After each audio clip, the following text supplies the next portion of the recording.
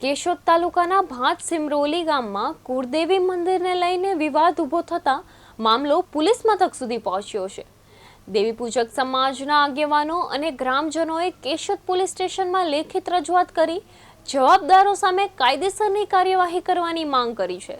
સમાજના આગેવાનોના આક્ષેપ મુજબ છેલ્લા કેટલાક સમયથી સમાજના લોકો સામે ખોટી ફરિયાદો કરી હેરાનગતિ કરવામાં આવી રહી છે। સાથે જ કુળદેવી મંદિરને નુકસાન પહોંચાડવાની ધમકી અને ધાર્મિક લાગણીઓને ઠેસ પહોંચે તેવા શબ્દોનો ઉપયોગ કરાયો હોવાનું પણ આક્ષેપ કરવામાં આવ્યો છે।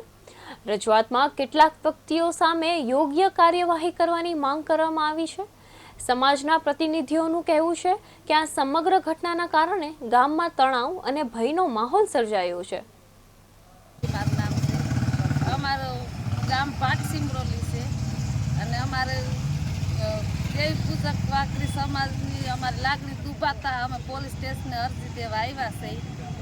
અમારે મીનાબેન વિમલભાઈ વાટિયાર છે એ અમારે વાતે અમારે માતાજી કાઢવાની વાતું કરે છે। અમારી માતાજીને કાઢીને દરિયામાં નાખી દેવી ને પેશાબ કરવાની વાતું કરે છે।